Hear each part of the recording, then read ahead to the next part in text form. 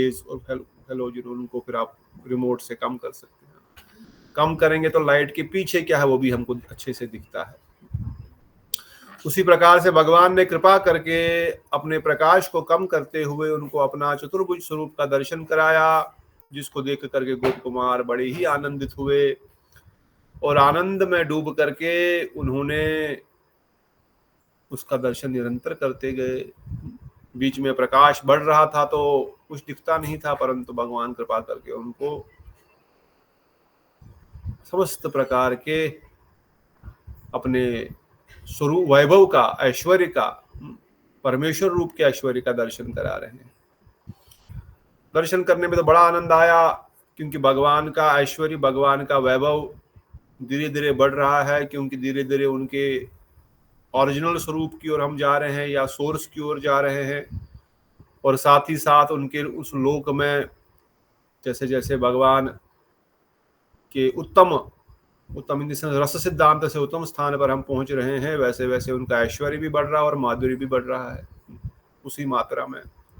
अब गोप कुमार ने कुछ देर यहाँ रह करके आनंद तो लिया, देखा, दर्शन तो किया, पर उनके हृदय में वृंदावन के मदन गोपाल अपने कृष्ण की याद आ रही है। परंतु भगवान परमेश्वर का दर्शन करके सब भूल जाते हैं। पर थोड़ी देर में फिर से वो चित्त उनको आकर्षित कर रहा है मदन गोपाल का, क्योंकि निरंतर वह उस स्थान पर भी अपने गोपाल मंत्र का निरंतर जप कर रहे हैं, मुक्ति के उस पद के ऊपर भी, परमेश्वर की अवस्था में भी। और इसी कारण से, क्योंकि उन्होंने अपने गुरु मंत्र का किसी भी अवस्था में त्याग नहीं किया, वह अपने स्वरूप का, अपने वस्त्र का और मंत्र का विशेष रूप से उन्होंने दृढ़ निश्चय करते हुए, पालन करते हुए जब उसका मंत्र आदि जप कर रहे हैं, तो वह उस स्थान से भी, ऑल्दो वो इस ब्रह्मांड के परे, 8 आवरणों से परे, मुक्ति से भी परे परम आनंद का स्थान है, परंतु गोप कुमार संतुष्ट नहीं है, क्योंकि उनका स्वरूप भी वो नहीं है और भगवान पूर्ण रूप से वहां पर अपने ऐश्वर्य, वैभव, प्रेम को भी प्रकाश नहीं कर रहे हैं। उनकी इच्छा हुई वहां से जगन्नाथपुरी जाने की, परंतु इतने में उन्होंने दूर से एक बैल पे बैठे हुए वैष्णव को देखा, जो साक्षात शिवजी थे। शिवजी का दर्शन किया और पार्वती जी का भी दर्शन किया, उनकी गोद में विराजमान है, वो भी बैठी हुई है। गणेश, कार्तिकेय आदि शिवगण भी वहां से चल रहे हैं और ये कीर्तन की ध्वनि सुन करके गोप कुमार अत्याधिक प्रसन्न हो गए। अत्याधिक प्रसन्न होकर के बोला, रे इस मुक्ति लोक से ऊपर भी कोई स्थान है क्या? इस भगवान का प्रकाश स्वरूप लोक को देखकर जो आनंद की अनुभूति हो रही है, इससे भी ऊपर कोई स्थान हो सकता है क्या?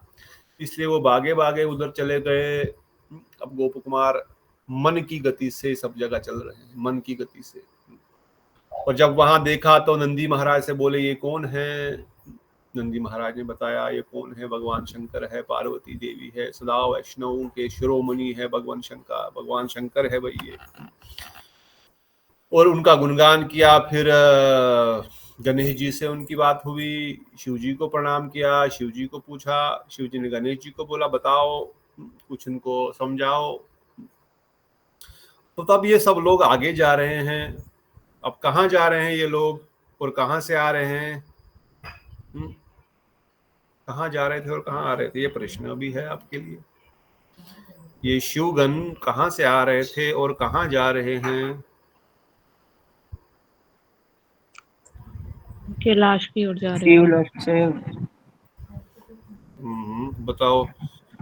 शिवलोक से कुबेर जी के वहां जा रहे थे। शिवलोक से? कौन से शिवलोक से? सदाशिव लोक से। Very good. और जा रहे हैं कुबेर के कैलाश पर। और हमने आगे आगे सुना किस प्रकार से शिवलोक की तुलना में अधिक और विशेष महत्व जानकर परम आनंदित हुआ, किंतु तथापि मेरा हृदय अपूर्ण था। ये तो हमने कल पढ़ लिया। तब गणेश जी ने बताया और कहते हैं, जब मैंने देखा कि गणेश जी बताए गोस्वामी तात्पर्य में लिखते हैं बहुत थोड़े बहुत लोग इनके साथ चल रहे हैं, थोड़े बहुत मतलब बहुत सारे हैं परंतु फिर भी थोड़े ही है। तो गोप कुमार बोल रहे हैं भाई अगर शिवलोक के सारे निवासियों को कुबेर जी ने इनविटेशन दिया है आइए, क्योंकि कुबेर शिव जी का परम भक्त है, शिव जी की कृपा से ही उसको पूरा खजांची बनाया गया है और उन्हें इनविटेशन दिया है शिव जी और शिवगणों को, तो वो वहां पर जा रहे हैं। पर भगवान शंकर अपने पूर्व वैभव को न लेते हुए थोड़े से वैभव को लेकर के वहां से कुबेर के इस कैलाश में जा रहे हैं। तो थोड़े से वैभव को लेकर के क्यों जा रहे हैं?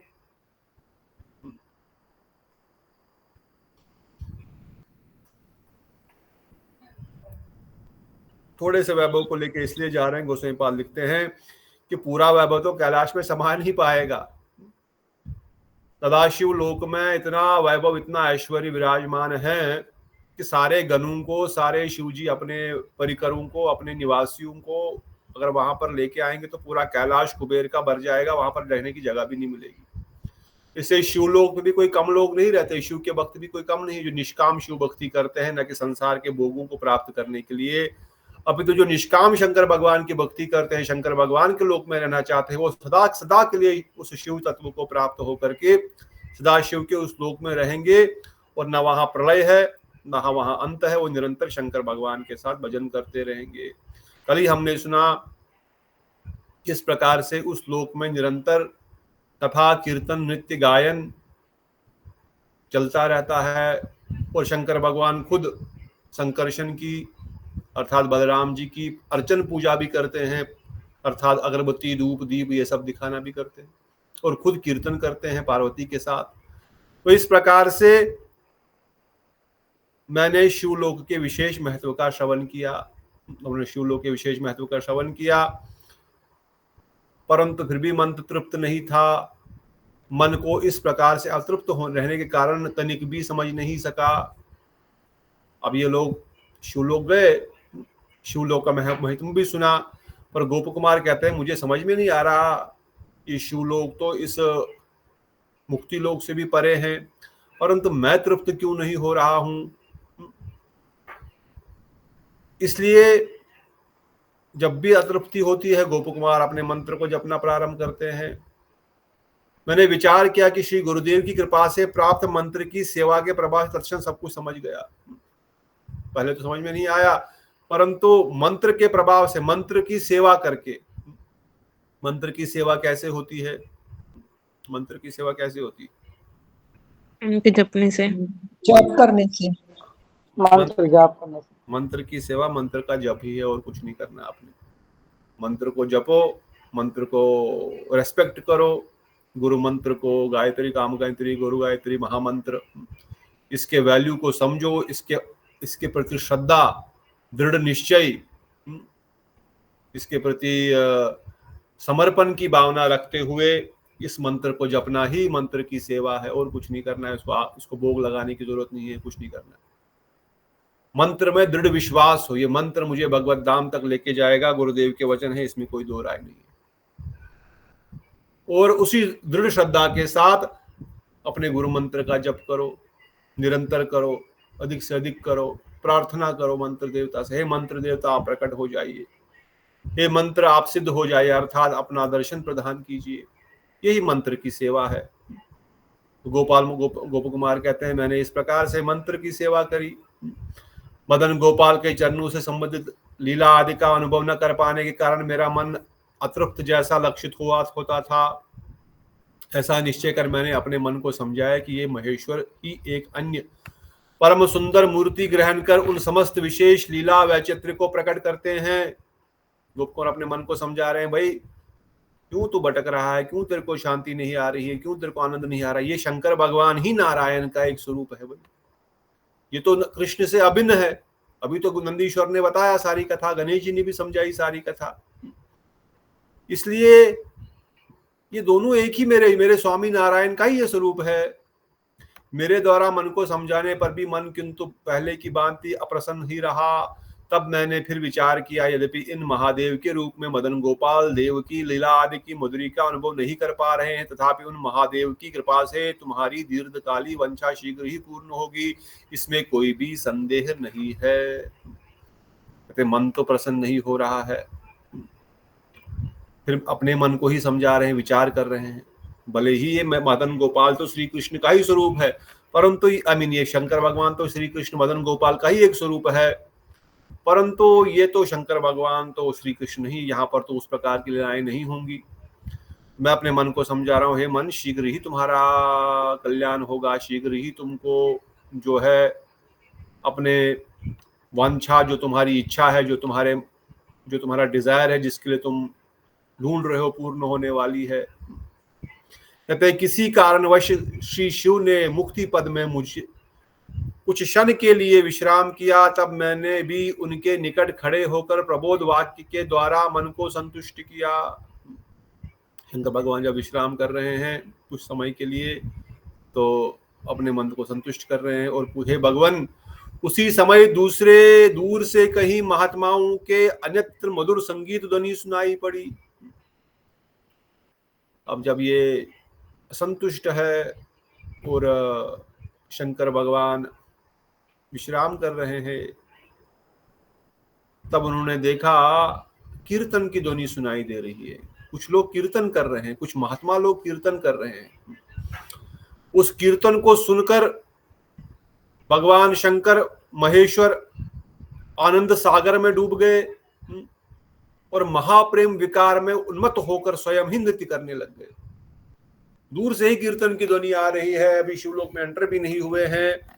इस ध्वनि को सुनकर के पहले तो शंकर भगवान ही खुद ही खड़े होकर के प्रेम में मग्न होकर के नृत्य करने लग गए। उनकी आंखों से अश्रु विसर्जित हो रहा है और वो नृत्य आदि कर रहे हैं। और साथ ही साथ प्रतिव्रता शिरोमणि पार्वती देवी भी नंदी आदि गणों के साथ वाद्य संकीर्तन द्वारा प्रभु का उत्साहवर्धन करने लगी। पतिव्रता स्त्री का यही कर्तव्य है। गोसाई पाद तात्पर्य में लिखते हैं कि किस प्रकार से अपने पति का वो उनके भजन में सहायता कर रही है। पतिदेव आनंद में विभोर होकर के नृत्य कर रहे हैं, तो पार्वती देवी करतल आदि बजा रही है, वाद्य यंत्रों को में भी मृदंग बजा रही है, डमरू बजा रही है, नंदी आदि सब गणेश सब लोग उनके समस्त गण भी नृत्य आदि और कीर्तन कर रहे हैं शंकर भगवान को प्रसन्न करने के लिए। और साथ में उनको भी आनंद हो रहा है क्योंकि ये कुछ महात्मा गण आ रहे हैं। कहते उस समय मैंने देखा कि मनोहर 4 भुजाओं वाले कैशोर अवस्था के सौंदर्य तथा माधुर्य से युक्त कुछ पुरुष उस स्थान पर आए। अब ये देख रहे हैं कौन लोग आ रहे हैं। इनकी 4 भुजाएं हैं, परंतु बहुत ही सुंदर है ये। नारायण जो पीछे परमेश्वर का दर्शन हुआ था उससे भी अधिक इनका सुंदर स्वरूप है। और यह भी कीर्तन कर रहे हैं और शंकर भगवान भी कीर्तन कर रहे हैं, माता पार्वती भी कीर्तन कर रही है, बाकी नंदी आदि गण भी कीर्तन कर रहे हैं और सब लोग नाच रहे हैं। सब लोग आनंद विभोर होकर के प्रेम आनंद में नाच रहे हैं, कीर्तन के आनंद में नाच रहे हैं। तो इस प्रकार से उन वैकुंठ के पार्षदों भूषण को भी भूषण रूप से तथा अंग कांति के द्वारा शिव के गणों के आच्छादित कर रहे थे। अपने ईश्वर की महिमा का कीर्तन गान द्वारा वे आनंद सागर में निमग्न हो रहे थे। कहते हैं जो विष्णु लोक से जो विष्णु दूत आए, जो चतुर्भुज नारायण स्वरूप धारण विष्णु दूत आ रहे हैं, इनका जो स्वरूप है, इनका जो दर्शन है और इनके जो आभूषण है, इनका जो सौंदर्य है, ऑल्दो शंकर भगवान के लोक में जिन लोगों को मैंने देखा उनका सौंदर्य बहुत विशाल था। पीछे के लोकों में जितना भी मैंने सौंदर्य का दर्शन किया, आनंद का दर्शन किया, इन शिव गणों में उससे कई गुना अधिक आनंद और सौंदर्य और उनका वैभव था।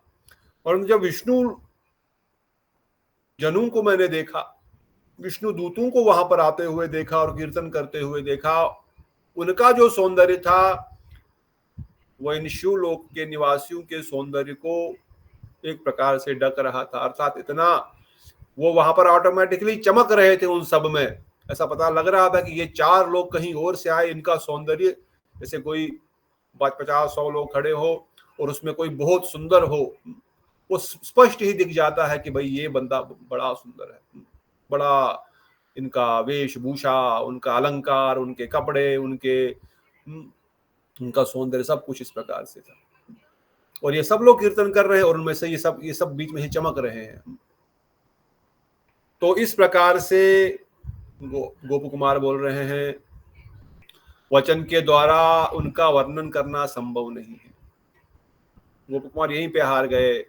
अभी तक तो बता रहे हैं सुंदर है, सुंदर है, बहुत सुंदर है, बहुत आनंद है, बहुत आनंद। अब बोल रहे वचन के द्वारा मैं क्या बोलूं वो कितने सुंदर है, व्हाट कैन यू अंडरस्टैंड सुंदर। अभी हम कितना अनुभव कर पाएंगे, हमारी सुंदरता की लिमिटेशन ही कितनी है। हमने क्या देखा होगा इतना सुंदर वस्तु इस जगत का, इस जगत के ऊपर हमने तो कभी किसी अप्सरा का, किसी देवता का भी दर्शन नहीं किया है। एक अप्सरा का, देवता का दर्शन करने मात्र से ही हम मूर्छित होकर के गिर जाएंगे, हमारा शरीर उस आनंद की अनुभूति को सह ही नहीं सकता। तो हम क्या समझ पाएंगे कि ये स्वर्ग के परे, ब्रह्मलोक के परे, 8 आवरणों के परे, मुक्ति लोक के भी परे, भगवान परमेश्वर के भी परे, शिवलोक के भी परे, वैकुंठ वासियों का ऐश्वर्य की बात कर रहे हैं, उनका सौंदर्य की बात कर रहे हैं। इसका वर्णन करना संभव ही नहीं था। तथा वस्त्र आभरण मनोहर थे, तपलोक में दृष्टि सनकादि 4 बाई भी इनके साथ ही थे। जो विष्णु लोक से कुछ लोग आए थे, ये जो तपलोक में 4 कुमार रहते हैं, ये भी इनके साथ चल रहे थे, ये भी इनके साथ आकर के कीर्तन कर रहे हैं। अब गोप कुमार कह रहे हैं उनका दर्शन करके स्वाभाविक फल उदित जो प्रेम था, वैष्णवों का दर्शन करके आपको क्या मिलेगा, वैष्णवों का सेवा करके क्या मिलने वाला है। कोई संसार की वस्तु मिलने वाली है नहीं, मांगेगी तो वो भी मिल जाएगी, मगर स्वाभाविक फल जो वैष्णव दर्शन का है वो है कृष्ण प्रेम। स्वाभाविक, क्योंकि उनके अंदर कृष्ण प्रेम ओतप्रोत हो रहा है, उनके अंग के कोने हर छिद्र से कृष्ण प्रेम विसर्जित हो रहा है, उनकी वाणी से कृष्ण प्रेम विसर्जित हो, उनका कीर्तन की ध्वनि जब किसी के कानों में चली जाए तो स्वाभाविक ही कृष्ण प्रेम उदित होने वाला है। तो इसलिए उन सब के मुख से और कीर्तन से और दर्शन मात्र करने से कृष्ण प्रेम उदित हो रहा है, प्रेम उदित हो रहा है। उसी से मेरा मन ऐसा आकर्षित हो गया कि उस समय मैं अंदर था या बाहर था, अपने किस अन्य प्रिय विषय को जान नहीं पाया। मैं अंदर हूं या बाहर हूं, मतलब मेरे को कुछ होश ही नहीं है कि मैं कहाँ हूं, मैं क्या कर रहा हूं, मुझे कैसा अनुभव हो रहा है, मेरे आंतरिक अवस्था कैसी है, मैं अपने अंदर इस चीज को देख रहा हूं या मैं अपने बाहर इस चीज को अनुभव कर रहा हूं। जिस प्रकार से कोई व्यक्ति एक प्रकार से अचेतन जैसा हो जाता है कोई ऐसी वस्तु को देख करके, जैसे परसों बता रहे थे, कल ही बता रहे थे शायद, जब गुरुदेव का विशेषकर जब गुरुदेव ने हम बिटा माता का भी अनुभव है, जिस अवस्था में बिटा माता दीक्षा लेने गई हो, और मेरा भी अनुभव है क्योंकि मैं अकेले गुरुदेव के पास जब थे और गुरुदेव ने कहा हाथ टाइट पकड़ो, हम दीक्षा लेने के लिए गए तो, और मैं तो बस हाथ दिया ऐसा, फिर गुरुजी ने ऐसे मुझे को भी यही बोला, हाथ टाइट ऐसे पकड़ के हाथ ऐसे ऐसे कर पकड़ो, उसको पकड़ो। हाँ, और गुरुदेव ने एकदम टाइट पकड़ा। मैं समझ नहीं सकता, गुरुदेव was in 80s close to 90s और उन्होंने कितना बल मेरे हाथ को ऐसे जकड़ लिया है एकदम। परंतु कहने का तात्पर्य है वो पकड़ने के बाद अंदर क्या हो रहा है, बाहर क्या हो रहा है, जो गोप कुमार बोल रहा है उनका दर्शन करके वही अवस्था थी। कुछ पता नहीं लग रहा है कि हम कहां पर बैठे हैं, क्या कर रहे हैं, कौन है, मतलब सब धुंधला सब हो रहा है, कुछ भी नहीं दिख रहा, बस गुरुदेव का ही चेहरा दिख रहा है और कुछ नहीं दिख रहा। ऐसा मत बोलना नहीं चाहिए सब बातें, परंतु अब ये टॉपिक आ गया और ये विषय है आप सब पर, अपने पुराने अपने प्रिय गुरु भाई गुरु बहन है। तो पूरा शरीर ऐसा लग रहा है कि सब पिघल रहा है, सब लिंग भंग जिसको बोलते, सब पिघल रहा है, अंदर बाहर कुछ भी नहीं दिख रहा है। तब मैं ही कमरे में था और कोई नहीं था, और मुझे पता भी नहीं था हमको लगा था जब दीक्षा होगी गुरुदेव को, हमने देखा था बेंगलोर में दीक्षा देते हुए, कमरे में सब लोग थे और गुरुदेव ने पहले महामंत्र दिया, फिर बोला जो जिसका दीक्षा लेना है वो रहो, बाकी सब बाहर जाओ। मैं दरवाजे के बाहर खड़ा था उस समय, तब तो मेरी दीक्षा नहीं हुई थी, और गुरुदेव ने सबको मंत्र दे दिया था। पर पहली बार उन्होंने हाथ पकड़ा और एकदम जकड़ के पकड़ा, और जब मंत्र बोला कान दाया कान आगे करो, जोर से ही बोले पर कान आगे करो। तो मुझे राजगुरु बोल रहे थे कुछ पूछो गुरुदेव को, हाँ उनका स्वरूप, अपना स्वरूप, कुछ तो पूछो। मैं अकेला भी था और मौका भी था, परंतु पॉइंट बोलने का ये है कि गोप कुमार जिस प्रकार से बोल रहे हैं कि पता ही नहीं लग रहा मैं जिंदा हूं कि मैं कॉन्शियस हूं कि अनकॉन्शियस हूं, मैं अंदर हूं कि मैं बाहर हूं, मैं क्या हूं, मुझे कुछ अनुभव ही नहीं उस बात की हो रही है। आदमी तो स्तब्ध हो चुका है, आदमी को कुछ पता ही नहीं वो क्या कर रहा है, ऐसा लग रहा है कि होश में भी है कि नहीं है, जैसे कोई मदमत हो जाता है मंत्र के प्रभाव से या गुरु वैष्णव के उन कृपा के प्रभाव से। क्या प्रश्न पूछेगा और क्या स्वरूप पूछेंगे और क्या पूछेंगे, क्या पूछे, कुछ नहीं पूछ सकता आदमी उस समय। तो पहली बार उस प्रकार की अनुभूति, ऑल्दो हम भी तब से 20-22 साल से नाम जप आदि कर ही रहे थे और हरिनाम भी कर ही रहे थे और नियम भी पालन में गुरु गौरांग की कृपा से 1993 से या जब से जुड़े ऐसा कोई दिन नहीं आया हमने माला नहीं करी हो या एकादशी नहीं रखा हो या कोई नियम जाने अनजाने में पता नहीं पर जानबूझ के कभी तोड़ा हो जिंदगी में। तो हमको तो लग रहा था हम तो सब कुछ पहले ही पहुंच गए हैं, हम तो 4 नियम पालन 16 माला जब तो इतने सालों से कर रहे, हमारा तो गारंटी है, हमारी तो एंट्री हो चुकी है गोलोक में। प्रभुपाद जी ने तो बोला है ना, हमको कोई चिंता ही नहीं है और ग्रंथों में भी कई जगह प्रभुपाद जी लिखे हैं, तो वाई शुड वी वरी। परंतु वो अनुभूति एक अलग अनुभूति थी, इसलिए बता रहा हूं मैं। वो अनुभूति ऐसी अनुभूति थी कि वो वर्णन भी नहीं की जा सकती। इसलिए गोप कुमार वर्णन कर रहे हैं कि मैं उनका दर्शन करके, उनकी वाणी और उनका कीर्तन सुन करके मैं क्या बोलूं उनको मुझे पता नहीं लग रहा। मेरे अंदर बाहर की वाणी खत्म हो रही है, मैं अंदर हूं कि बाहर हूं, मैं अपने अंदर देख रहा हूं इस चीज को या बाहर देख रहा हूं, स्तब्ध सा हो गया है गोप कुमार। और थोड़ी देर बाद मैंने स्वाभाविक अवस्था को प्राप्त किया। मैंने तो बहुत देर बाद किया था, जब मैं अपने कमरे में गया बैठा, बाद में 1-8 घंटे बाद में बैठा ही रहा। मैं कहा एक चक्रा क्या, कोई साधारण व्यक्ति बोलेगा तो शायद इसको कुछ ना दिमाग खराब हो गया। तो गोप कुमार के कुछ देर बाद स्वाभाविक अवस्था प्राप्त हुई, किंतु भय और लज्जावश मैं उनके दास्य रूप दुर्घट वस्तु को याचना न कर सका।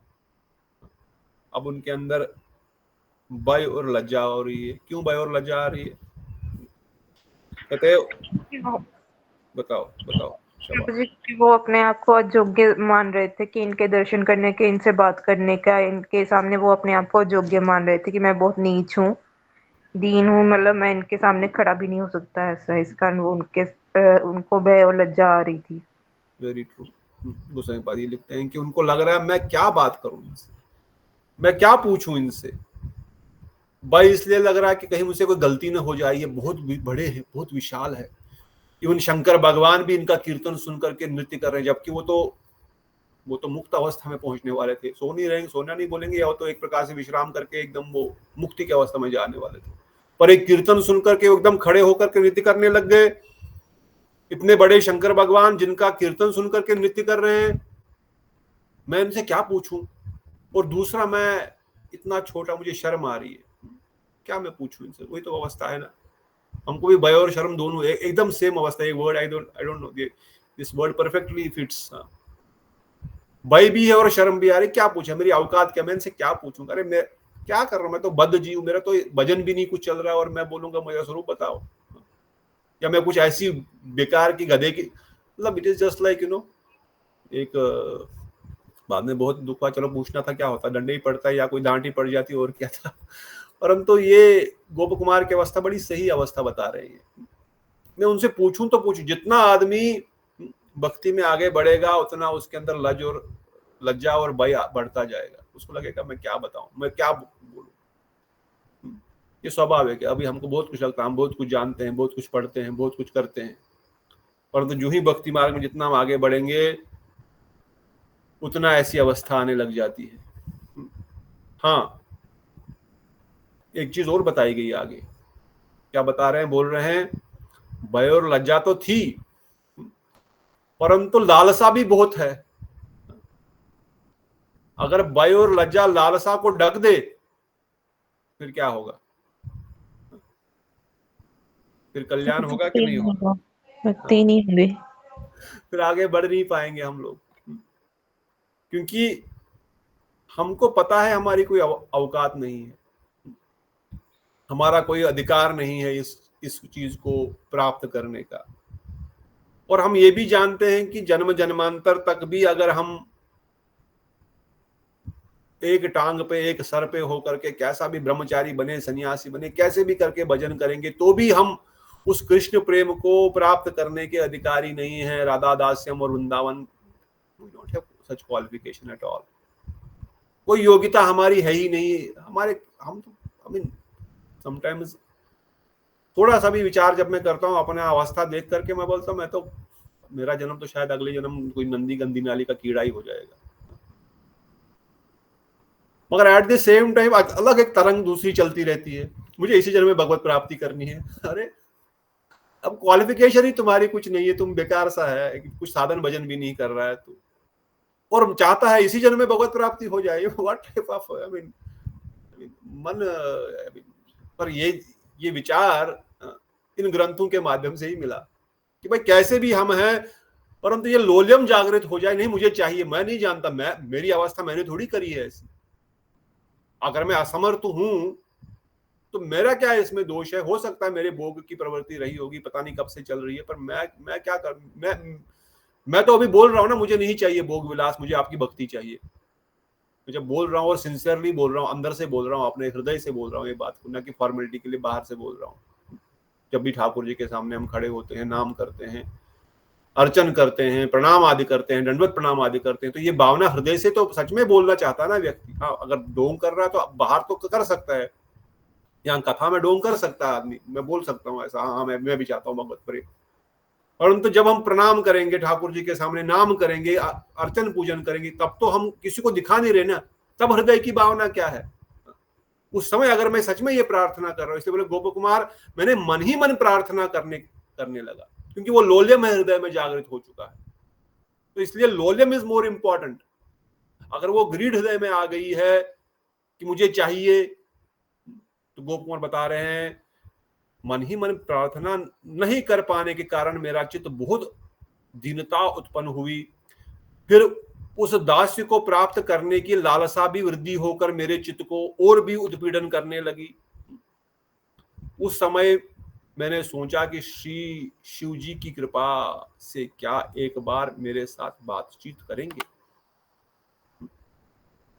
देखो गोप कुमार की अवस्था कैसी है, लज्जा आ रही है कि मैं क्या पूछूं इनसे, भय लग रहा है कि मैं क्या पूछूं, मेरे में तो योग्यता कोई है नहीं, परंतु साथ ही साथ लालसा भी वृद्धि हो रही है।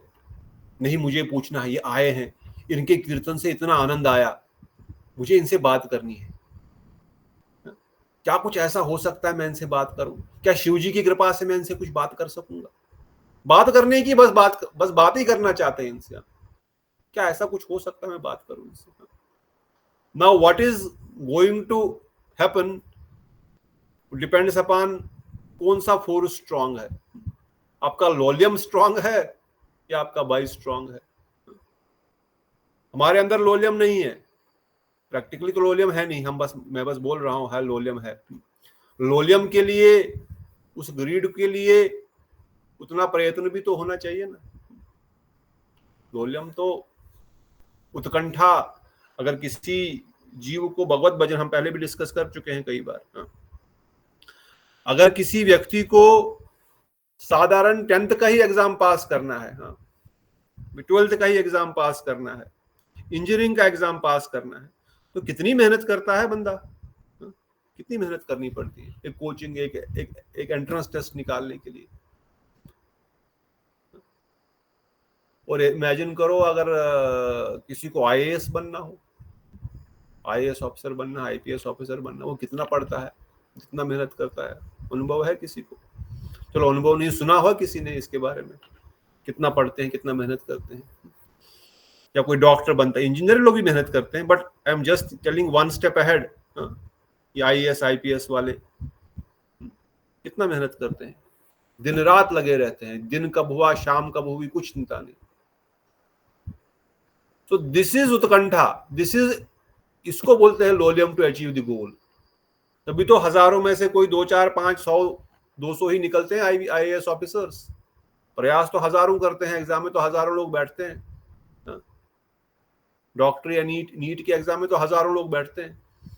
पास तो 2 4 5 10 100 250 हजार ही तो होते हैं, उसमें से भी कोई कोई फिर अच्छा डॉक्टर बन के निकलता है। कौन निकलेगा, कौन पास होगा, कौन पास होता है इनमें से? जो पढ़ता है वो पास होता है, जो ऐसे ही टाइम पास करता है वो पास हो जाता है? ऑफ कोर्स प्रभु जी, जो जो पढ़ता पढ़ता है वही पास होता है। जो प्रभु जी पढ़ता कई है बार किस्मत में भी लिखा होता है। प्रभु जी, इंडिया किस्मत में में तो थोड़ा ओबीसी वाले और वो ज्यादा दूसरे रह जाते हैं। अब आप दूसरे टॉपिक पर ले लो। ओबीसी वालों को पढ़ना तो पड़ेगा ही ना फिर भी। हाँ, ये बात सही है, आजकल ओबीसी वाले ही पास हो जाते हैं ज्यादा। जनरल वाले तो बेचारे कहाँ पे अटक के बेचारे मेहनत करने के बाद भी नहीं एक दो पहुंच पॉइंट पे भी रह जाते हैं। हाँ, वो तो फिर भी एक रह दो जाते हैं, बात भी पॉइंट सही है। उनको तो बिना मेहनत के भी मिल जाता है ये सब चीजें। हाँ। पर ये चलो अब हिंदुस्तान में ही होता है प्रभु जी, हमारे भारत में वो तो है ही, यही कृपा है। हर जगह यही है। चलो अब पास करके घुस भी गया, चलो जैसे तैसे उसको मिल गया, कोटा भी मिल गया, पर अंदर जाके भी तो मेहनत करनी पड़ेगी। वहां पर तो ओबीसी और जनरल नहीं चलेगा ना। अब इंजीनियरिंग में एडमिशन ले लिया, डॉक्टरी में एडमिशन मिल गया, पर वहां भी तो मेहनत करनी पड़ेगी आपको डॉक्टरी एग्जाम पास करने के लिए। 5 साल वहां भी तो रगड़ना पड़ेगा, तब जाके डॉक्टर की सर्टिफिकेट मिलेगी, तब जाके आप प्रैक्टिस कर पाओगे। मतलब मेहनत है, बिना मेहनत किए कुछ प्राप्त नहीं हो सकता।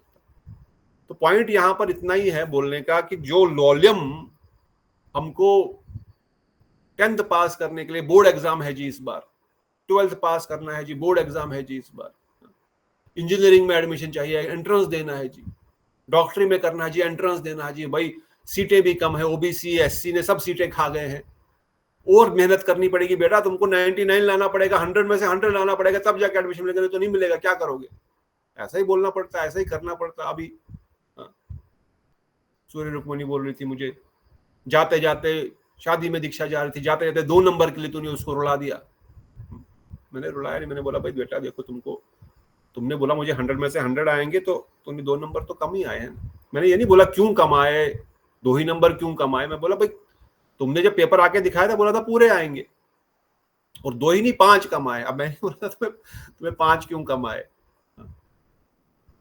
बट कंपटीशन इतना अधिक हो चुका है कि आपके 3-5 नंबर चले गए तो आपका फर्स्ट पोजीशन चला गया। मुझे फर्स्ट पोजीशन भी नहीं चाहिए, बट द पॉइंट वाज उसी की इच्छा थी, मुझे फर्स्ट बनना है। हर साल मैं सेकंड ही क्यों आती हूँ, या मेरे इतना पीछे, why I am not able to compete with the topper always. मैं बोला भाई तुमको 100 में से 100 लाना पड़ेगा, ठीक है। अब तुमको इस क्वार्टर में या इस हाफ ईयरली में मिल गया batch, you are the topper, अब इसको कंटिन्यू रखने के लिए और मेहनत करनी पड़ेगी। तो पॉइंट इतना खाली बोलने का है कि अगर आदमी को बहुत मेहनत करनी पड़ती है साधारण स्कूल में टॉपर रहने के लिए, या नंबर लाने के लिए, इंजीनियरिंग के लिए, डॉक्टरी के लिए, या साधारण इवन दिल्ली जैसे डीयू जैसे यूनिवर्सिटीज में हम सुनते थे कि इवन सिंपल ग्रेजुएशन आर्ट के लिए भी कट ऑफ 90s के ऊपर चला जाता है, जनरल कैटेगरी में विशेषकर। तो अगर भगवत प्राप्ति करनी है, क्या वैल्यू है इस छोटे से इंजीनियरिंग की डिग्री की, या डॉक्टरी के डिग्री की, या आईएएस या आईपीएस बनने की? अरे तुम पूरे धरती के राजा बन जाओ ना, तो भी कोई वैल्यू नहीं है। धरती के क्या, पूरे ब्रह्मांड के, पूरे स्वर्गलोक से भू और भुहा सुहा, स्वर्गलोक के इंद्र का पदवी प्राप्त कर लो ना, तो क्या वैल्यू उसकी? गोप कुमार ने क्या वैल्यू लिया उसका? और स्वर्ग के राजा क्या, पूरे ब्रह्मांड के राजा ब्रह्मा जी बन जाओ। गोप कुमार ने तो उस पद को भी ठुकरा दिया। मुक्ति देवी नवनिधि, अष्टसी नवनिधियां साथ लेकर के खड़ी हो जाए, ये लो जी पढ़ो जी, यूज करो, बोले नहीं चाहिए भाई। तो लोलियम हमारा कितना है भगवत भजन करने का, भगवत नाम जाने का? बोलने से तो इजी है, मैं बोलता लोलियम लोलियम लोलियम तत्रपे कल्य मूल्यम जन्म कोटि स्फूर्ति न लभ्यते, पर लोलियम है कहाँ? लोलियम अगर है तो उसी मात्रा में हमारा प्रयत्न भी तो होगा। घर में आराम से बैठ करके अगर मैं नाम जप भी नहीं कर रहा हूं ठीक से, मेरा 1 लाख नाम जप नहीं हो रहा है, तो मैं क्या लोलियम बताऊंगा अपना? अरे अभी कहाँ टाइम है प्रभु जी, आप 1 लाख की बात कर रहे हो, यहाँ तो 50,000 नहीं हो रहा है। 16 माला जो प्रॉमिस किया अग्नि के सामने, गुरुदेव के सामने, वही लोग बोलते हैं, कई लोग हमसे वो भी नहीं हो पाता। अरे कैसे जी, फिर हमारे प्रभु जी बोलते फिर जिंदा क्यों हो? परमेश्वर प्रभु के सामने एक बार बेंगलोर में हम कोई बोले प्रभु जी 16 माला भी, बोले जिंदा क्यों हो? फिर मजाक में ही, तुमसे 16 भी नहीं हो रहे, तुम जिंदा किस लिए हो? तो क्या मतलब जिंदा होने का मतलब है don't do suicide. What is the value of your human life? जब तुमने मिनिमम कैटेगरी जो गुरुदेव ने के सामने अपने प्रॉमिस किया कैपेसिटी छोड़ करके, वो भी नहीं कर रहे हो तो। जबकि महाप्रभु ने बोला 1 लाख नाम जब तो करना है मुझे प्राप्ति करने के लिए, अब मेरे पास समय नहीं है, मेरे पास जॉब है, मेरे पास ये है, मेरे पास वो है। That means your priority is that, not this.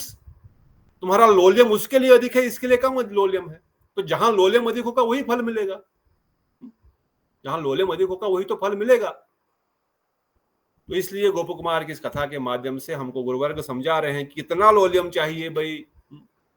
अगर लोलियम है तब, अगर डिजायर है, अगर ग्रीड है, उसके लिए प्रयत्न है, तभी वो प्राप्त होगा। इसलिए उन्होंने मन ही मन प्रार्थना करी। जैसे शंकर भगवान कुछ कृपा ऐसी करेंगे क्या कि मुझे इनसे बात करने को मिल जाए? क्या ये कहाँ वास करते हैं, ये कौन है? जैसे भी हो कृपा कटाक्ष द्वारा मेरी रक्षा करे। कैसा आश्चर्य! उन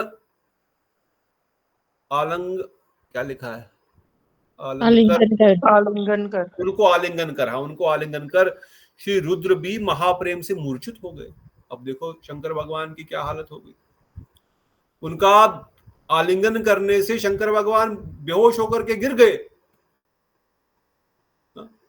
केवल आलिंगन करने मात्र से, गोप कुमार तो दर्शन मात्र करने से ही बेहोश हो गया था, उसको पता ही नहीं मैं कहाँ हूं, मैं अंदर हूं बाहर हूं। तो ऑलरेडी यू कैन इमेजिन गोप कुमार का कौन सा शरीर है।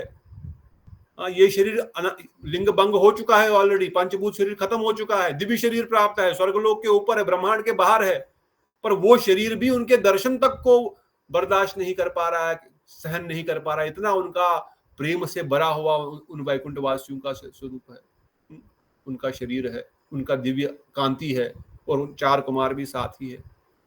पर गोप कुमार बोल रही है कौन है भाई, ये कहाँ वास करते हैं, कहाँ से आए, क्या इनकी कृपा मुझ पर होगी, क्या मुझ पर ये कृपा करेंगे? मेरे वैसे मनोभाव को जानकर श्री शिव जी का चित्त अनुगमन करने वाली उमा देवी ने गणेश को कुछ कहने के लिए आदेश दिया। अब जब माता पार्वती सब जानती है, सर्वत्र जानते हैं, शंकर भगवान भी सब जानते हैं, ये कोई साधारण थोड़ी है। अब गोप कुमार के हृदय में क्या चल रहा है, गोप कुमार क्या चाहता है, माता समझ गई। माता बड़ी दयालु होती है, माताएं बड़ी दयालु, इसलिए कोई इस कथा में माताएं ज्यादा है, पुरुष लोग इतने दयालु नहीं होते। ये हमने नहीं कहा, इस बार गुरु जी वर्णन कर रहे थे। They have naturally love and affection more. तो माता पार्वती बड़ी दयालु होते हुए गणेश जी से कहने लगी, ये लोग वैकुंठ नाथ महाप्रभु श्री कृष्ण के सूर्य सारूप पार्षद है तथा ये वैकुंठ से आए हैं। माता ने पार्वती ने गणेश जी को कहा, चलो उसको बताओ ये कौन है। इसके हृदय में बड़ी उत्कंठा हो रही है, पूछ भी नहीं पा रहा है और सह भी नहीं पा रहा है कि ये मैं पूछूं इनसे। इसलिए माता ने गणेश जी को कहा, जाओ गोप कुमार को बताओ। तो गोप कुमार को बताया गणेश जी ने, ये जो है लोग, ये कोई इस जगत के लोग नहीं है, ये स्वरूप सिद्ध अर्थात जिनको अपने निज स्वरूप की प्राप्ति हो चुकी है। कैसा स्वरूप है इनका? श्री कृष्ण के सारूप्य। इनको कौन सी मुक्ति प्राप्त हुई है? अब श्री कृष्ण तो नहीं है तो वैकुंठ निवासी, पर ठीक है, श्री कृष्ण वैकुंठ एक ही है। ये वैकुंठ से कौन सी मुक्ति को प्राप्त किए हुए? सारूप्य क्या होता है? भगवान के श्री अंग जैसा शरीर मिल जाता है, भगवान के जैसा ही स्वरूप है उनका। तो भगवान के जैसा स्वरूप कैसा है उनका? बोलते ये जो लोग है, ये चतुर्मुख ब्रह्मा के अधिकार वाले छोटे से ब्रह्मांड में जा रहे हैं। और थोड़ी दूर पर देखो, अन्य पार्षद भी उत्तरोक्त बोध मुखों से युक्त होकर ब्रह्मा के अधिकार वाले बड़े बड़े ब्रह्मांडों में जा रहे हैं। चतुर्मुख ब्रह्मांड से अष्टमुख ब्रह्मांड दुगुना बड़ा है, और उनके अधिकार वाले ब्रह्मांड भी दुगने बड़े हैं। इस प्रकार अष्टमुख से 16 मुख ब्रह्मा दुगना बड़ा है, और उनका ब्रह्मांड भी दुगना बड़ा है। बोल रहे हैं देखिए ये जो लोग है, जो है ये वैकुंठ निवासी है, ये भगवान नारायण का ही स्वरूप प्राप्त कर चुके हैं, क्योंकि उनको सारूपी मुक्ति प्राप्त हुई है।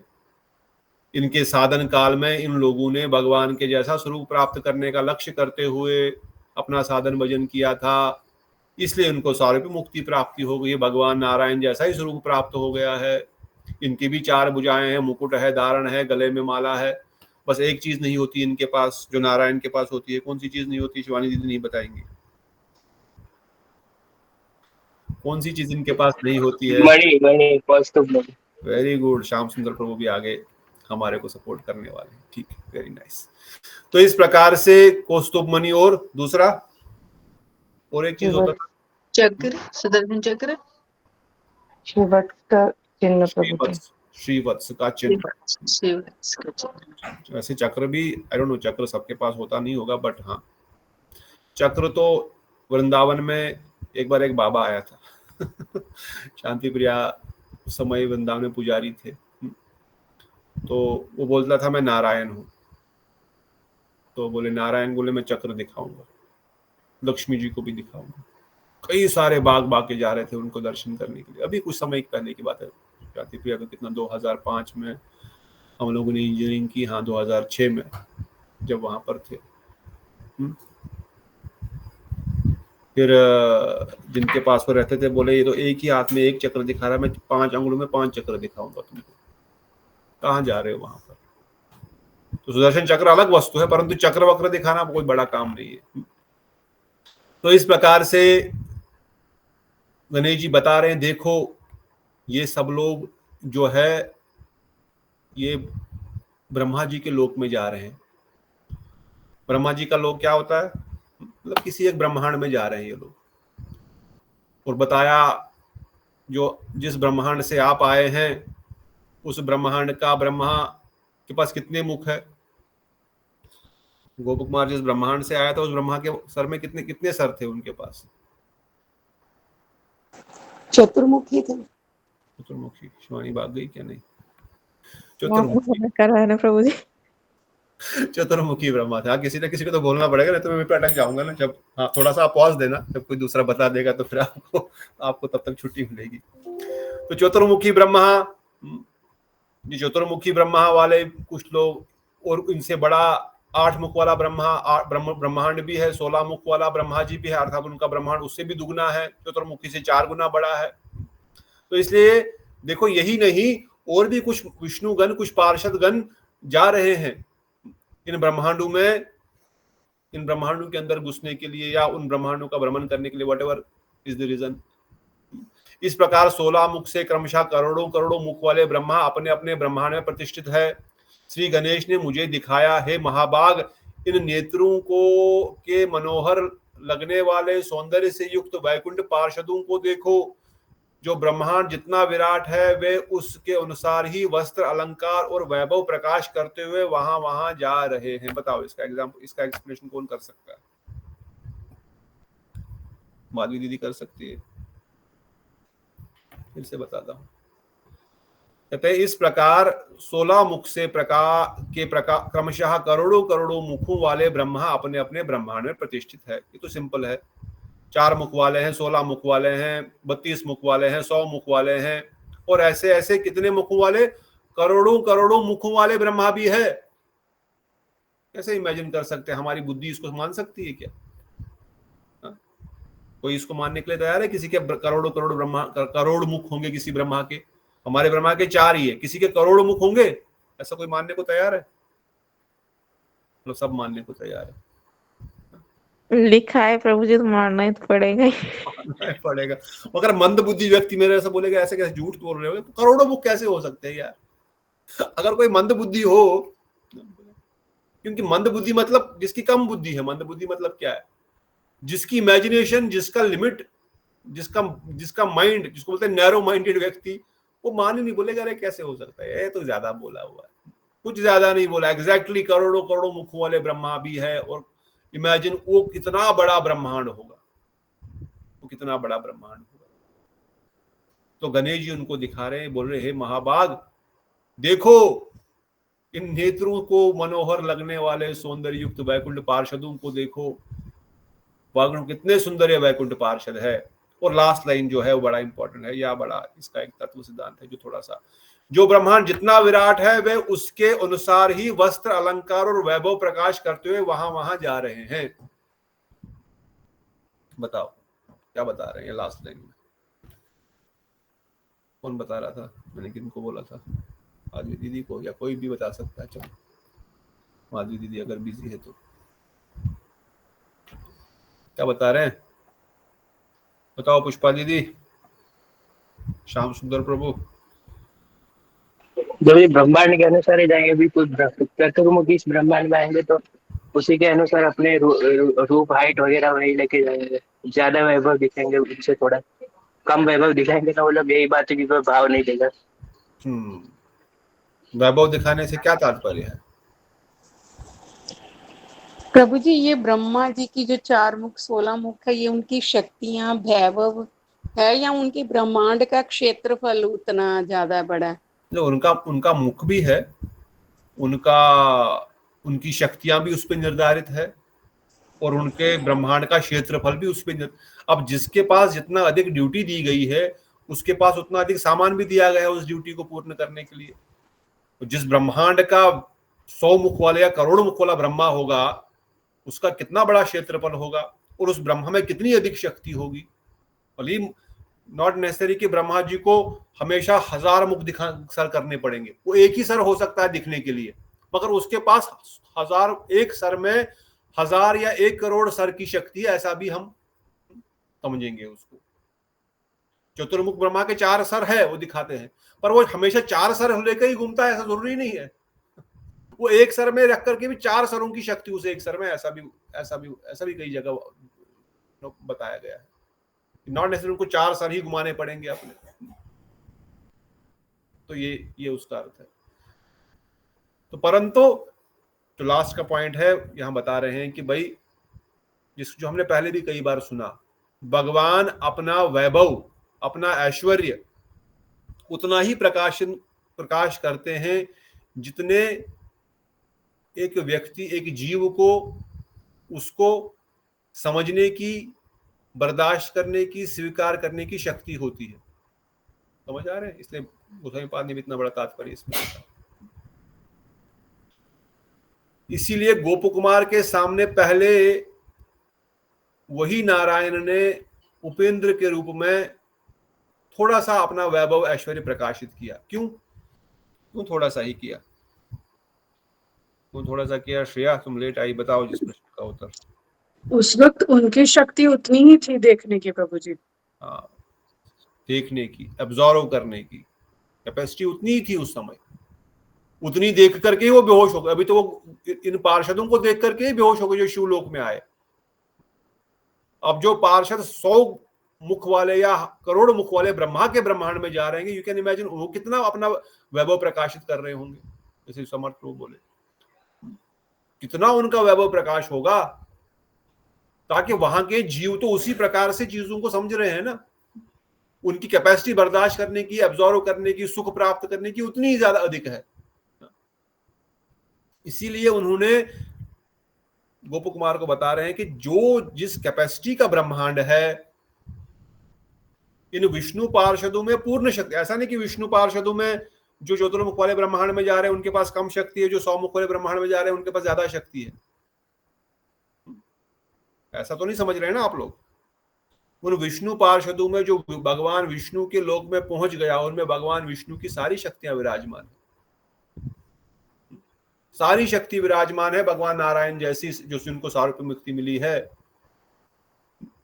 परंतु अब जिस जगह पर वो जा रहे हैं, उस जगह पर अपने उतने ही वैभव को प्रकाश कर रहे हैं जितना वहां के लोग समझ सकते हैं, बर्दाश्त कर सकते हैं, दर्शन कर सकते हैं। तो वही विष्णु पार्षद चतुर्भुज ब्रह्मा के ब्रह्मांड से अगर 100 मुखी ब्रह्मा के ब्रह्मांड में चला जाएगा, तो वहां पर उसी विष्णु पार्षद का जो स्वरूप होगा, जो वैभव होगा, जो ऐश्वर्य होगा, वो 100 गुना अधिक होगा, क्योंकि उसके पास 100 सर है, इसके पास 4 ही थे। और वही विष्णु पार्षद अगर करोड़ मुखी ब्रह्मा के ब्रह्मांड में चला जाएगा, तो वहां पर उसका वैभव करोड़ गुना अधिक होगा। बात समझ में आई कि नहीं आई? किसी को समझ में नहीं आया तो पूछो अभी। समझ में आ गया सबको? हाँ, मोहन प्रभु जी समझ आ गया कि नहीं? अनुराधा दीदी? हाँ जी, पास्टर सेम रहेंगे ना प्रभु जी? सेम पास्टर सेम रहेंगे, पर उनका पास्ट टाइम की क्या पार्षद सेम जाएंगे, विष्णु पार्षद की बात करें। हाँ, कोई भी जाएगा। विष्णु पार्षद अर्थात विष्णु लोक में रहने वाले निवासी। अब विष्णु लोक में रहने वाले निवासी विष्णु लोक में ही रहते हैं। अब इनकी इच्छा हुई, चलो उस ब्रह्मांड में जाकर के आते हैं, या कोई वहां पे प्रार्थना कर रहा, दर्शन दो, चलो चल पड़े। कोई भी पार्षद कहीं भी जा सकता है, they are all free to go anywhere. मगर वही पार्षद एक ब्रह्मांड में अपने ऐश्वर्य वैभव को एक लिमिट में एक्सपैंड करेगा, दूसरे ब्रह्मांड में अधिक करेगा, तीसरे में अधिक करेगा, फिर से दूसरे में आएगा तो और कम करेगा। That is their power. समझ रहे? कि जैसे बैकुंठ में बैकुंठ की स्वरूपीय मुक्ति मिल जाती है, उनके वो वैसे ही आकार मिलते हैं, तो हाँ। उनको शक्तियां भी विष्णु भगवान जितनी थोड़ी मिलती होंगी, वैभव शक्ति मिलती होगी।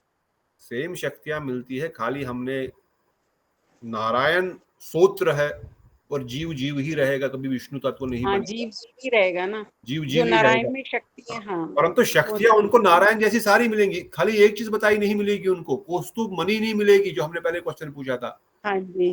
अब उस और जैसे विष्णु वो में जीव और की विष्णु उत्पत्ति पार्षद में करते क्या हैं। अंतर है?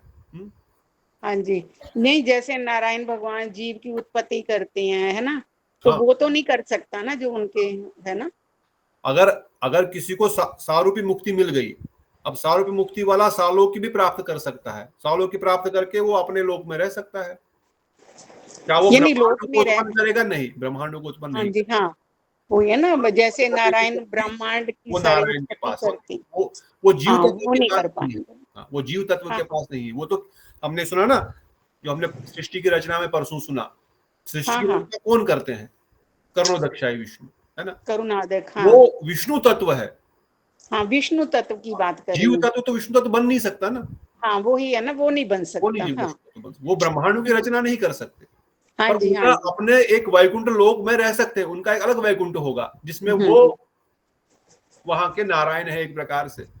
हाँ जी। वो वैकुंठ उन्होंने खुद नहीं बनाया, वो हम्म, ब्रह्मांड विष्णु ने बना करके, आप ये क्योंकि तुमने सालों की मुक्ति की प्राप्ति करी थी, या सारिष्ट, नॉट सालों की, सारिष्टि, तुमको हाँ भगवान जी, जैसी सृष्टि चाहिए, तो भगवान ने आपको वैकुंठ जैसा एक लोक दे दिया, जैसे ध्रुव महाराज को दिया। तो ध्रुव महाराज का लोक is also not always there, but example में सुनाया जाता है। हाँ। यानी उनको ऐश्वर्य शक्तियां ही मिलती हैं, सारी जो ऐश्वर्य यानी शक्तियां खूब। मिलती हाँ जी, हाँ जी, ठीक। तो सृष्टि की रचना की शक्ति नहीं मिलेगी, हाँ, सृष्टि की रचना की शक्ति नहीं। वो हाँ, तो मैं विष्णु यही तत्व के पूछना चाह पास। रही, हाँ, जीव हाँ तत्व यही को जीव कर पूछना नहीं चाह सकते, रही। बिल्कुल। हाँ, ठीक है। तो फिर भगवान बन गया ना, फिर तो मायावादी हो गए हम लोग, है ना।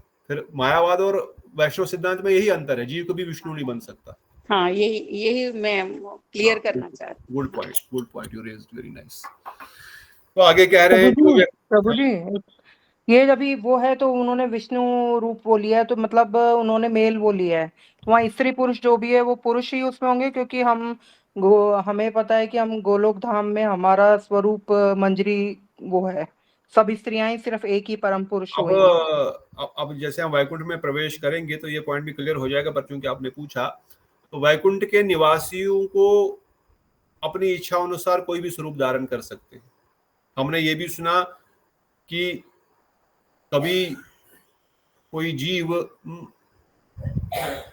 ये इच्छा होगी मैं गाय बन के रहूं या मैं चिड़िया बन करके रहूं वैकुंठ में, पर चिड़िया बनने के बाद भी उसके पास पूर्ण उसके पास कैपेसिटी है विष्णु दूत की, या विष्णु लोक में रहने वाले जो चतुर्भुज नारायण रूप धारण करे हुए। ऐसा चिड़िया समझ करके उसको ये नहीं समझिए तो छोटी सी चिड़िया है, ये थोड़ी विष्णु है। और उस चिड़िया में भी वहां पर उन चतुर्भुज नारायण स्वरूप जो भी जीव है उनकी सेम शक्ति है। अब वो कभी चिड़िया बन के रहेगी, कभी वो चतुर्भुज नारायण रूप भी धारण कर सकती है। तो वहां पर क्या कोई स्त्री रूप भी धारण कर सकती है? क्यों नहीं कर सकती। परंतु वहां पर नारायण के साथ always service is odd and reverence. उनका दर्शन करो, उनके आरती में खड़े हो जाओ, उनका मैक्सिमम चमर वमर डुलाने को मिल सकता है। That is all service you have in Vaikuntha. इसलिए वहां पर ज्यादा कोई स्त्रियों का वर्णन इतना नहीं किया, विष्णु दूतों का ही वर्णन किया गया है।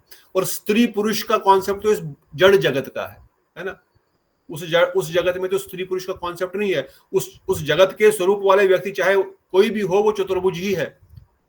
वहां लक्ष्मी भी चतुर्भुज नारायण तो चतुर्भुज रूप में रह सकती है, वो कभी दो भुजावे में रहती है ना। तो है तो प्रकृति सभी हम जीव है, तो ऑरिजिनली तो सब प्रकृति स्त्री ही है। स्त्री शब्द का अर्थ है जो भोग्य है, और पुरुष शब्द का अर्थ है जो भोगता है। अब ये संसार के पॉइंट ऑफ व्यू से, आध्यात्मिक दृष्टिकोण के पॉइंट ऑफ व्यू से बता रहा हूं। भोक्ता केवल श्री कृष्ण है। भोक्ता नाम यज्ञ तपसाम सर्वलोकों महेश्वरम, एक ही भोक्ता है। पुरुष एक ही पूरे ब्रह्मांड में, पूरे जगत में, पूरे सृष्टि, नित्य सृष्टि में या प्राकृत सृष्टि में, आकर्षक सृष्टि में, बाकी सब प्रकृति है।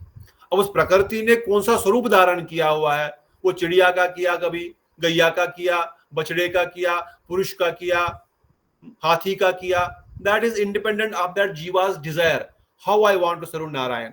अगर कोई बोले कि मैं स्त्री रूप में वैकुंठ में जाकर के नारायण की स्त्री शरीर की फॉर्म के रूप में, तो क्या नारायण उनको मना करेंगे? फिर तो वैकुंठ लोक की लिमिटेशन आ गई ना वो। So there is no concept कि भाई कौन सा जीव किस स्वरूप में वैकुंठ लोक में नहीं रह सकता। किसी भी स्वरूप में कोई भी जीव रह सकता है, बट वो किसी भी स्वरूप में रहे, उनके पास पोटेंसी चतुर्भुज नारायण के जैसी ही है। Does it answer? हाँ जी प्रभु जी, यानी आपकी इच्छा की स्वतंत्रता हम सब में ही है। आप कैसा करना चाहो, कौन सा स्वरूप वहां पे धारण करना चाहो, किस स्वरूप में नारायण की सेवा करना चाहो, वो आपको इंडिपेंडेंट है, क्योंकि उसी स्वरूप को प्राप्त करने के लिए आपने भजन किया। इसलिए अगर उसी स्वरूप, इसलिए कई बार बोलते कोई मत्स्य लोक में जाकर के मछली, अरे कौन मछली बनना चाहेगा? क्यों नहीं बनना चाहेगी? जो मत्स्य भगवान के अवतार को जिन्होंने दर्शन किया है, मत्स्य अवतार में, सतयुग में, बहुत सारे जीवों की इच्छा हुई मैं मत्स्य रूप में भगवान मत्स्य का सेवा करूं। अब कोई बोलेगा मछली कौन बनना चाहेगा? अरे क्यों नहीं बनना चाहे? ये कोई साधारण मछली है क्या पानी में रहने वाली? वो मछली का स्वरूप भी धारण करती है, चतुर्भुज नारायण रूप भी धारण करती है वहां पर। और बहुत सारे जीवों जिन्होंने मत्स्य का दर्शन किया, वो मत्स्य रूप में मत्स्य लोक में जाना चाहते हैं भगवान मत्स्य की सेवा करने के लिए। हमारी बुद्धि के परे है ये सब चीजों को एक ही उसमें पैरामीटर में डालना। भगवान नारायण ही तो है मत्स्य, भगवान नारायण ही तो है कुर्म। और जिन्होंने मत्स्य का दर्शन किया, इतने सुंदर को, अरे क्यों नहीं मैं जाऊं? Many people, many जीवास got attracted and they went to मत्स्यलोका with मत्स्य अवतार, और वहां पर निरंतर उनकी सेवा कर रहे हैं। वही उनका स्वरूप था ओरिजिनली, है ना। तो भगवान को किसी भी रूप में कोई भी जीव कैसे भी सेवा कर रहा है और कर सकते हैं। तो इसी प्रकार से आज का 99 श्लोक में, ये 91 है कि 91, जो व्यक्ति मनुष्य के मृत्यु के समय श्री वैकुंठ नाथ का नाम आभास रूप में भी जीवा पर उच्चारण करते हैं अथवा कानों के द्वारा सुनते हैं, उन समस्त भक्तों की भक्ति विघ्न रूपी भय से रक्षा करने के बहाने विशुद्ध भक्ति का विस्तार करने के लिए भक्ति के एकांतिक प्रिय ये वैकुंठ पार्षद इच्छानुसार सर्वत्र विचरण करते हैं। अभी विचरण क्यों कर रहे हैं यहाँ पर बता रहे हैं। इसके बाद हम रुकेंगे, अधिक समय आज नहीं लेंगे। We'll stop at right time today. We'll make a new history. कि गणेश जी कह रहे हैं कि मृत्यु के समय किसी ब्रह्मांड में, किस ब्रह्मांड में, चतुर्मुखी में, अष्टमुखी में, 100 में, 1000 मुखी में, 10,000 मुखी में, कोई व्यक्ति तो भगवान का नाम स्मरण कर रहा है अंत समय में। कर रहा होगा कि नहीं कर रहा होगा? कोई तो करता ही होगा ना, तभी तो वैकुंठ में लोग जा रहे हैं। तो ये विष्णु लोग जा रहे हैं उनके पास, ये विष्णुदूत उनको लेने जा रहे हैं, ये विष्णुदूत उनको लेने जा रहे हैं या उनसे मिलने जा रहे हैं, वटएवर, या उनका दर्शन देने जा रहे हैं। यहाँ पर तो मृत्यु का वर्णन किया गया। अब मृत्यु के समय जिसने भगवान के नाम का उच्चारण किया जीवा से, अरे नाम उच्चारण नहीं कर पाया, मुंह बंद हो गया किसी कारण से, पर कानों से सुन रहा है, कानों से सुन रहा है, कोई दूसरा व्यक्ति कीर्तन कर रहा है। इसे कभी ये नहीं समझना कि ये व्यक्ति कौमा में चला गया, कुछ नहीं पता। अरे कीर्तन करो बाबा, रोना धोना मत करो उसके सामने, कीर्तन करो। वो सुन रहा है, अवश्य सुन रहा है, कान तो नहीं चल रहे बंद। अगर भले ही मूवमेंट बंद हो गई, बोल नहीं पा रहा है, क्योंकि ये इंद्रियां ज्यादा फटाफट ही स्तब्ध हो जाती है, पर कान से वो सुन रहे हैं। वो ध्वनि, कृष्ण नाम की ध्वनि वैकुंठ जगत को चीर करके, पूरे ब्रह्मांड को चीर करके वैकुंठ जगत, वो गोलोक वृंदावन दम तक जा रही है। कृष्ण शब्द, ये कृष्ण शब्द कोई साधारण शब्द नहीं है, ये बात हमेशा याद रखनी चाहिए। अभी यहाँ से नाम की महिमा प्रारंभ होगी, हम कल सुनेंगे, परंतु ये एक शब्द बता रहा हूं बस। ये कृष्ण, ये राम, हरि, नारायण, नरसिंह, वामन, ये भले ही संसार के शब्दों जैसा ही शब्द प्रतीत होता हो हमको। किसी का नाम में भी क्या है, दीक्षा है, या किसी का नाम पुष्पा है, या किसी का नाम प्रतिभा है, या किसी का नाम सुनंदा है, सब दीदी है, बेटा है। ये सब शब्द आपने बोला, मैंने बोला, आपने सुना, ये वाइब्रेशन यहीं पे खत्म हो गई। यहाँ से वहां तक वाइब्रेट हुआ होगा, मैं भी इस कमरे के दरवाजे तक गया होगा, ये साउंड वाइब्रेशन खटखट खट खत्म हो गया। पर कृष्ण शब्द वाइब्रेशन जितनी बार आप बोलेंगे, राम, इसका वाइब्रेशन इस ब्रह्मांड में निरंतर चलता रहेगा जब तक ये गोलोक वृंदावन धाम तक इसका वाइब्रेशन नहीं पहुंचेगा, तब भी खत्म नहीं होगा, तब भी वहां पर निरंतर घूमता रहेगा। इसलिए शब्द कृष्ण, राम, हरि, नारायण या श्री राधा, ये सारे शब्द जो है भगवान के जो प्रमुख नाम के जितने भी शब्द है, भगवान के प्रमुख नामों के शब्द, दीन दयाल नहीं, करुणा निदान नहीं, भगवान के प्रमुख नाम के जितने भी शब्द है, विशेष करके इनका वाइब्रेशन कभी भी खत्म नहीं होता है।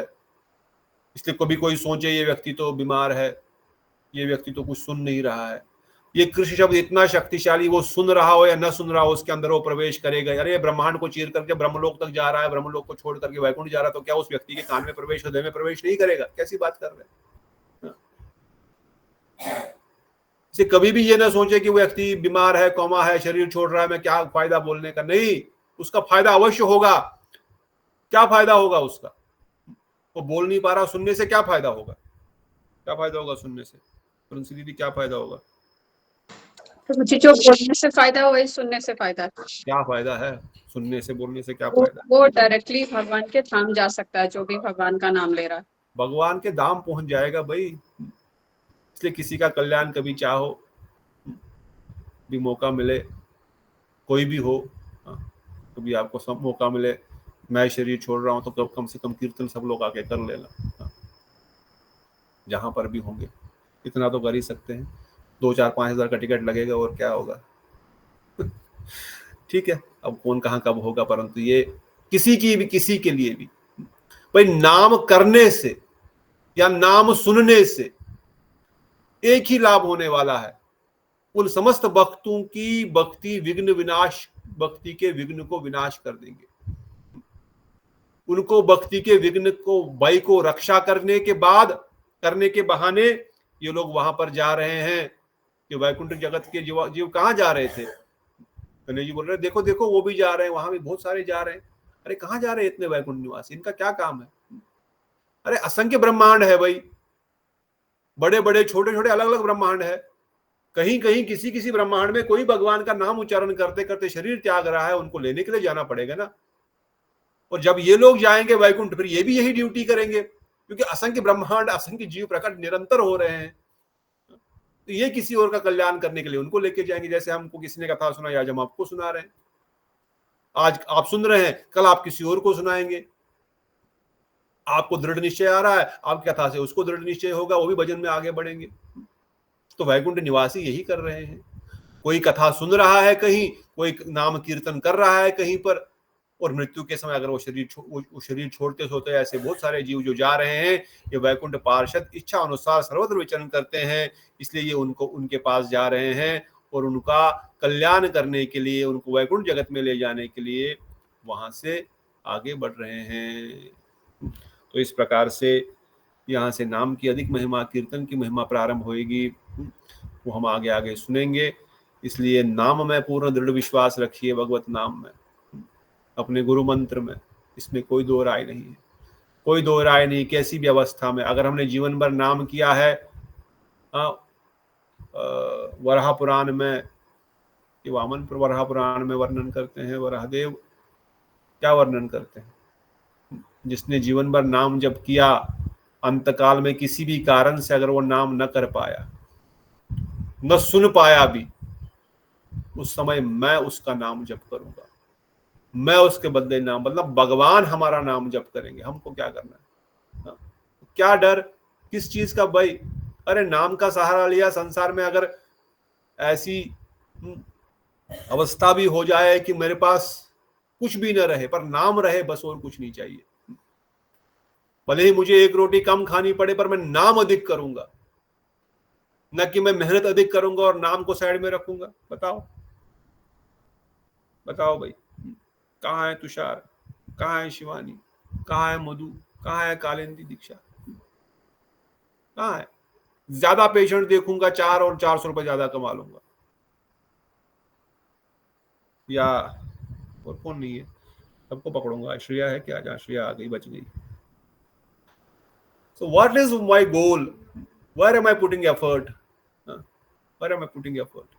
4 रोटी खाना, 5 अधिक खाऊंगा, नहीं खाऊंगा आज, बिना घी के रोटी खाऊंगा, परंतु ये नाम अधिक जप करूंगा भाई।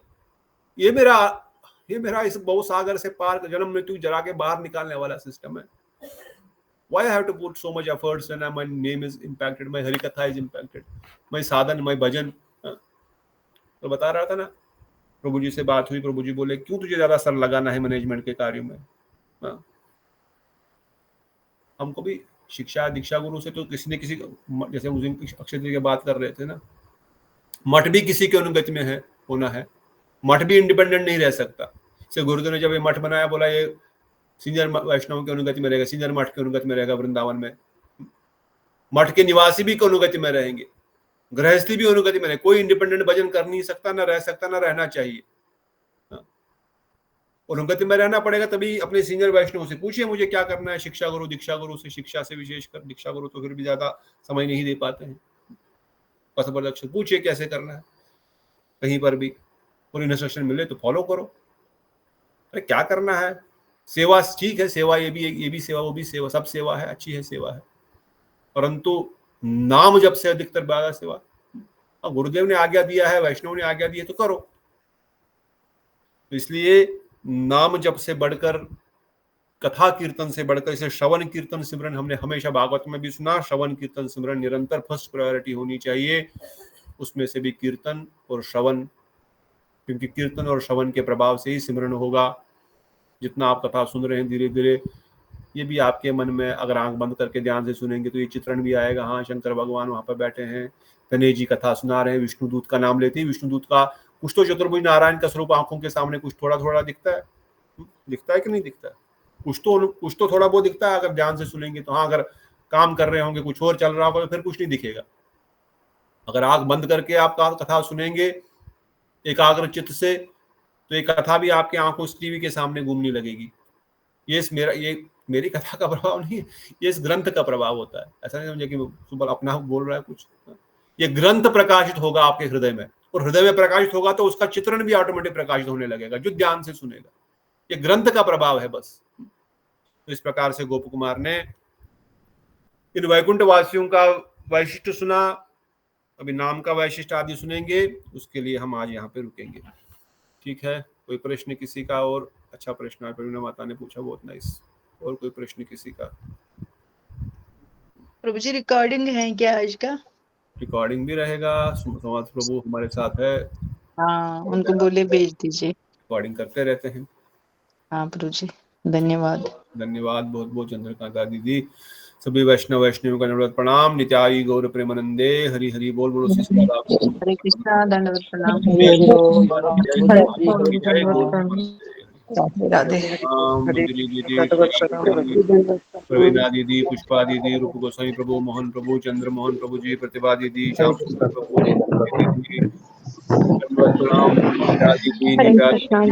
दंडवत प्रणाम प्रभु जी। हरे कृष्णा प्रभु जी, दंडवत प्रणाम। हरे कृष्णा सस्मित प्रभु, समर्थ प्रभु, सुनंदा दीदी, नीतू दीदी, हरे कृष्णा गौर प्रेमानंदे, दीक्षा दीदी, हरे कृष्णा दंडवत प्रणाम। हरे कृष्णा दंडवत प्रणाम। और हरि बोल। श्याम सुंदर प्रभु की जय। नित्याई गौर प्रेमानंदे, हरि हरि।